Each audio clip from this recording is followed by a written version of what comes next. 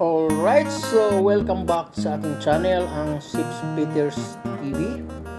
So ngayon, mayroon naman tayong isang panibagong assignment sa araw na to dahil naubusan ang generator ng copper washer.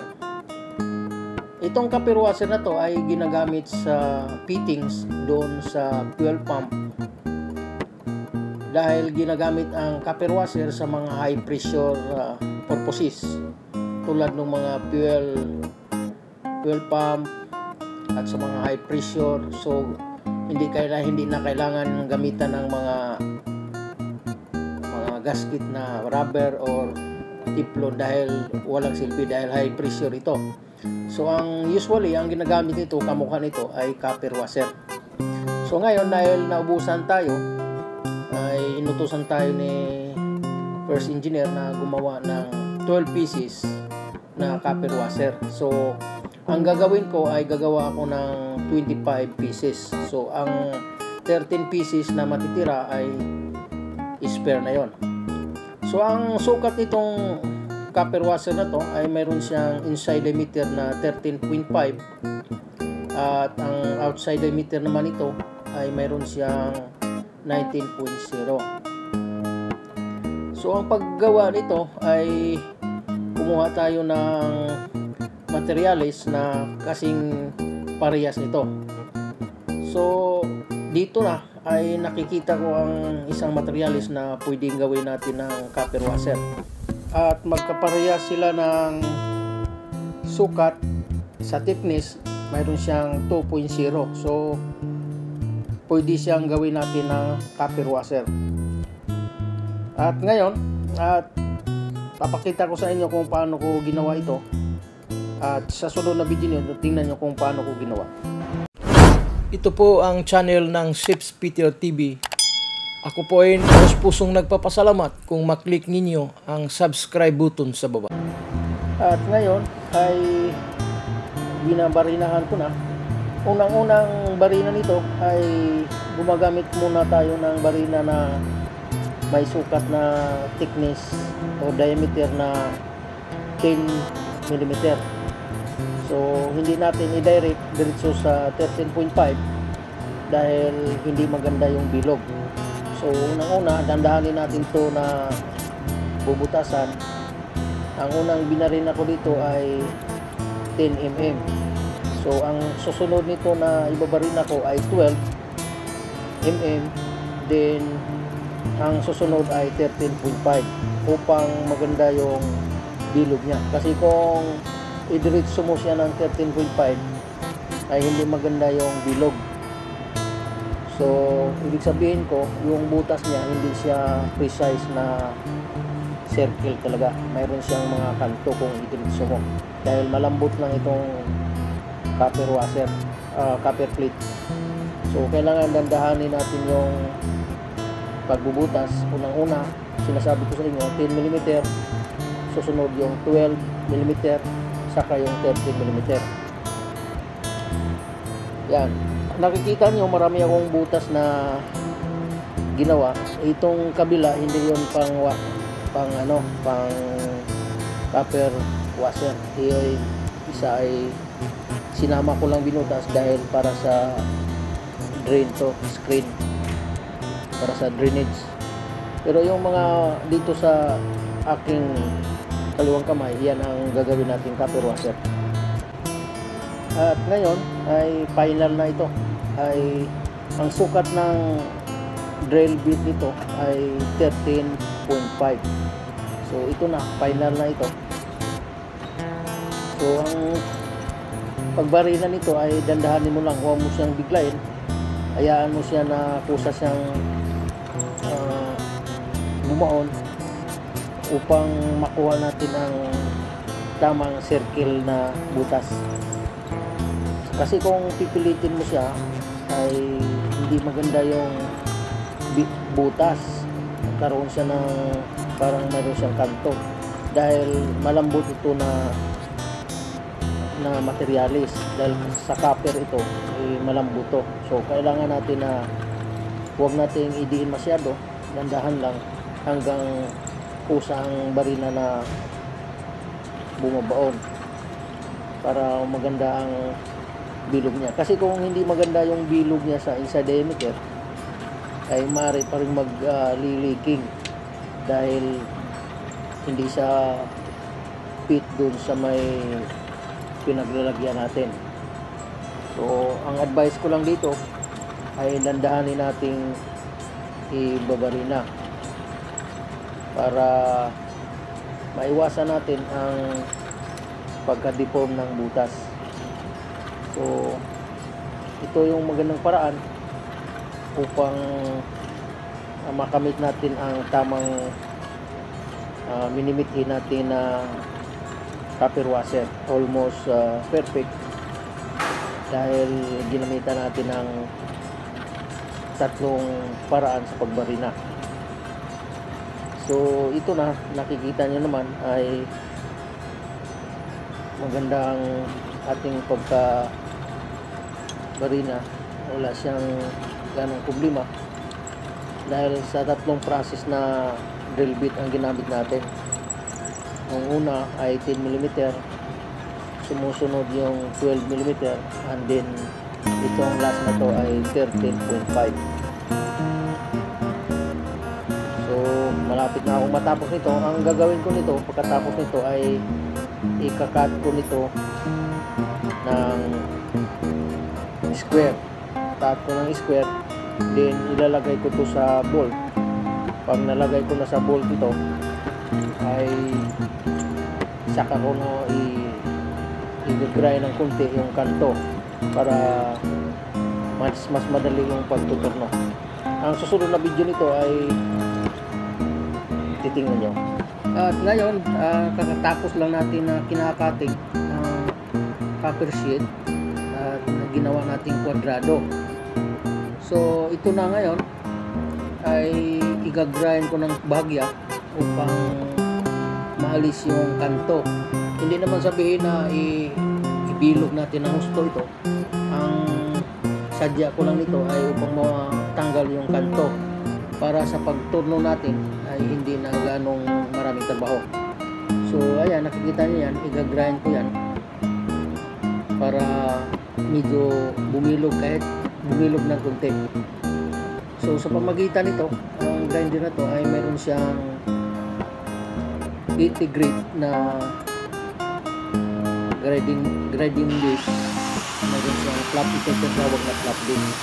So i-grind natin ganun yung bagya upang maalis yung kanto para pagsalang natin sa turno ay hindi na ganong maraming trabaho. So ayan, nakikita nyo naman ay inalis ko lang yung kanto kasi nung pagka-cutting ko nito ay kwadrado, kamukha lang nito. At ito na, inumpisahan ko ng tinuturno. So bali dalawang yugto ito na ituturno dahil hindi naman makasya doon sa bolt.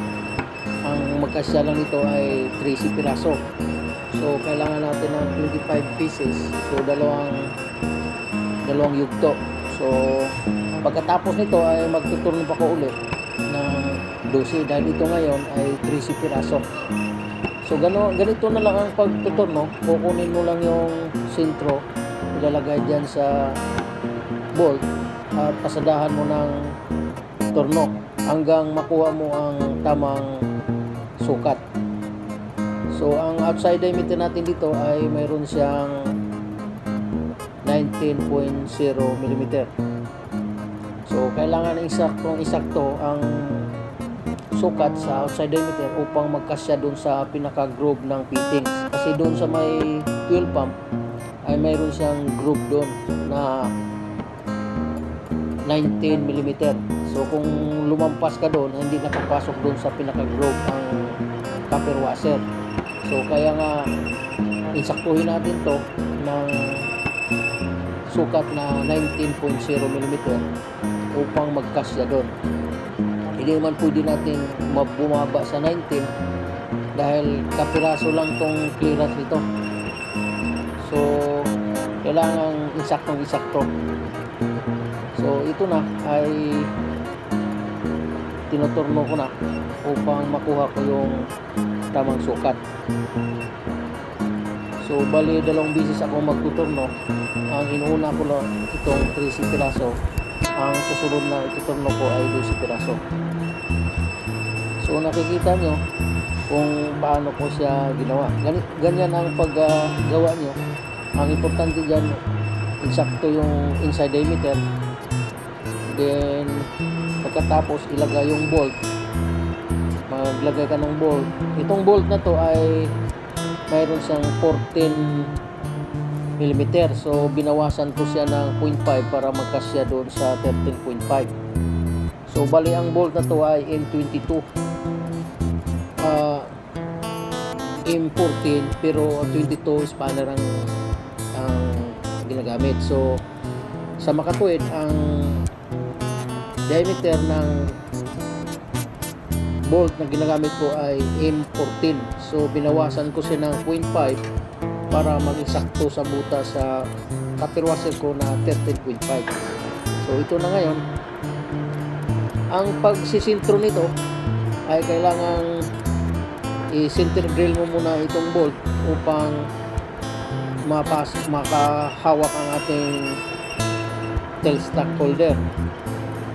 So para hindi siya magkaroon ng wigo. So kamo nakikita nyo naman, mayroon akong stock holder na nakatutok dun sa bolt na tinuturno ko. Yung sa gitna niyan ay mayroon siyang butas na ang ginagamit ko ay center drill bit. So ayan na, malapit na akong matapos at isusunod ko ang 12 piraso ulit. So nakikita nyo naman kung paano ang paggawa ng copper washer. Ayan, so tapos na tayo nito ang paggawa at isusunod na natin yung isa. So pagkatapos nating tinuturno ay kasadahan natin ito ng liha na 220 na liha upang kuminis yung outside diameter niya. So yan ang ginagawa ko, ay pinasadahan ko ng liha na 220 grit upang medyo kuminis siya at maganda ang kanyang appearance. Ayan, nakikita nyo ang kinis-kinis na. So tatanggalin na natin ito mamaya. So ito yung sinasabi ko sa inyo na pangalawang yugto. Ito yung 13 piraso na tinurno ko ulit at natapos na. Yan. So tatanggalin ko na ito para makita nyo kung ano ang resulta. So ito yung pangalawa. Yung una kong ginawa ay natanggal na. Ito yung pangalawa. So tatanggalin natin at ipapakita ko sa inyo kung ano ang resulta. Yan. So ito na siya, ay tatanggalin na natin. Yan. Yan, ito yung kanina. Ito yung unang batch na tinurno ko. Ayan. At ito yung pangalawa.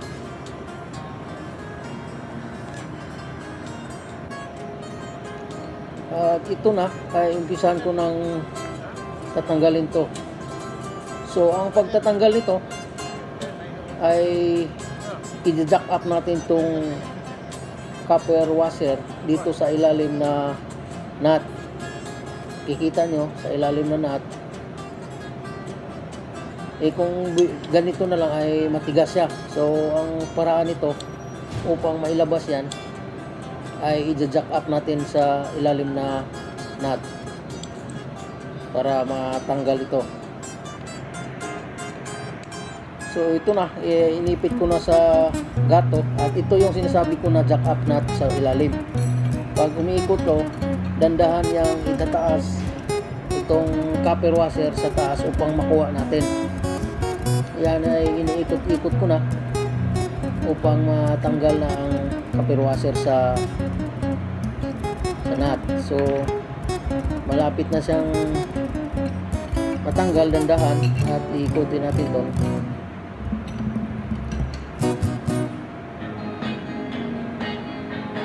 Ayan, at almost na lumabas na yung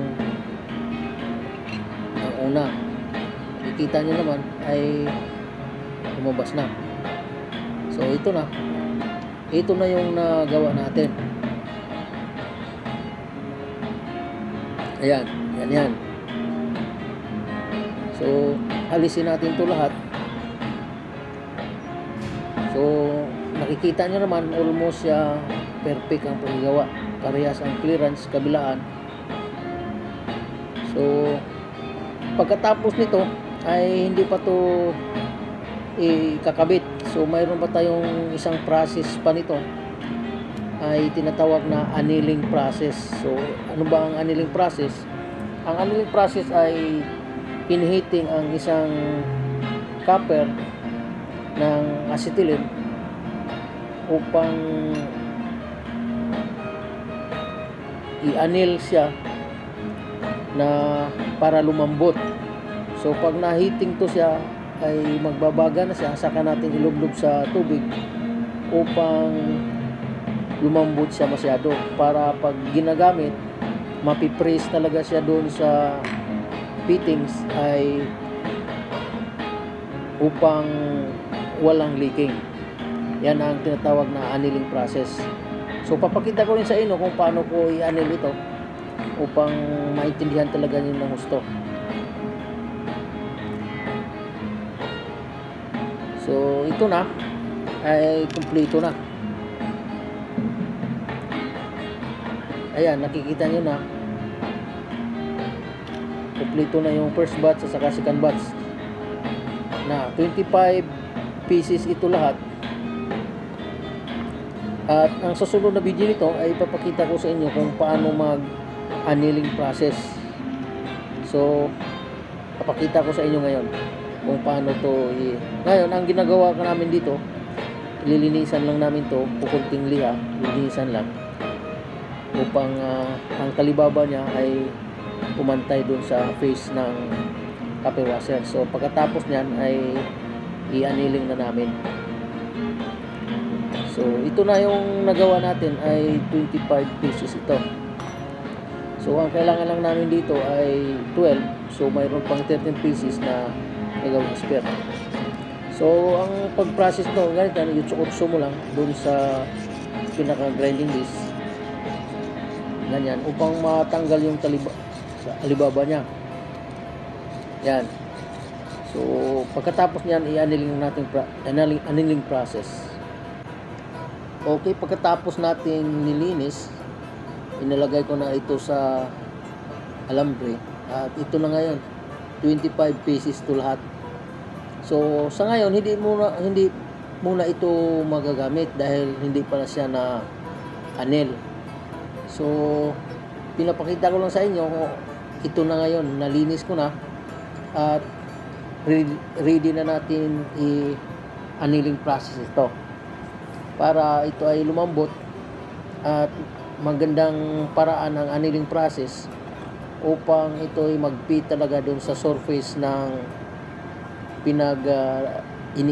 iniipitan ito.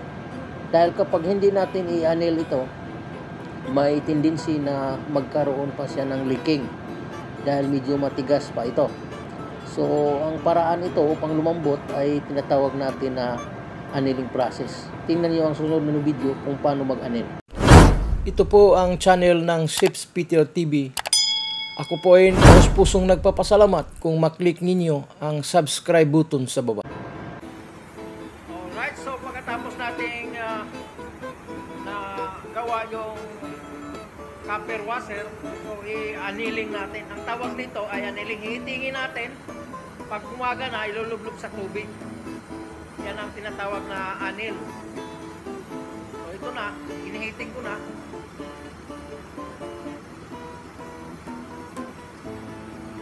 Yan, ganito lang ang pag-ano na, no?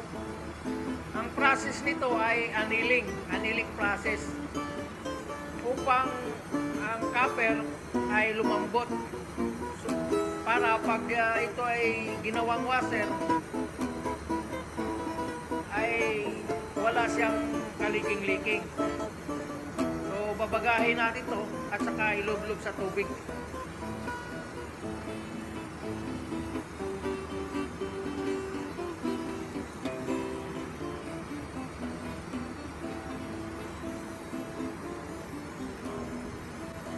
So ayan, bumaga na at ilulublob na natin to sa tubig.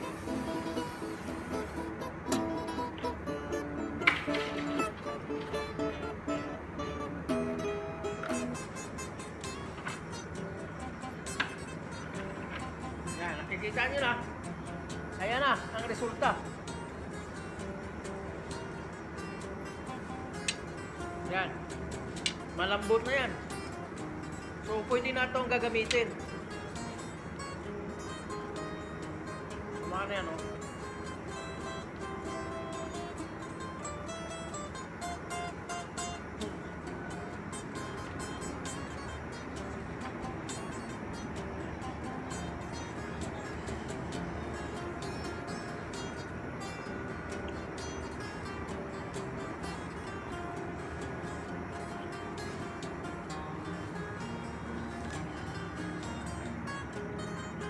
Ayan.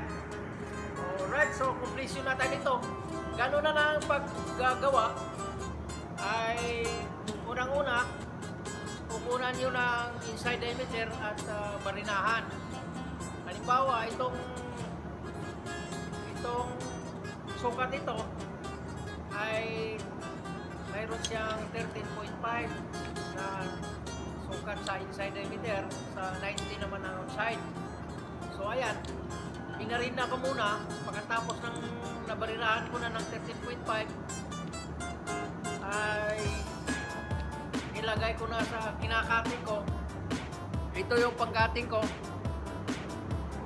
Yan, dito ko kinakating, tapos pagkatapos tinuturno natin dyan. So nakikita niyo man sa video ko na tinuturno ko, ito na yung kalalabasan niya. So sana nakuha niyo ang paraan kung paano gumawa ng copper washer, at sana mayroon na kayong napupulot na idea upang magamit nyo sa inyong barko. At marami pong salamat sa inyong lahat. Ito po ang channel ng Ship's Peter TV. Ako po ay pusong nagpapasalamat kung maklik ninyo ang subscribe button sa baba.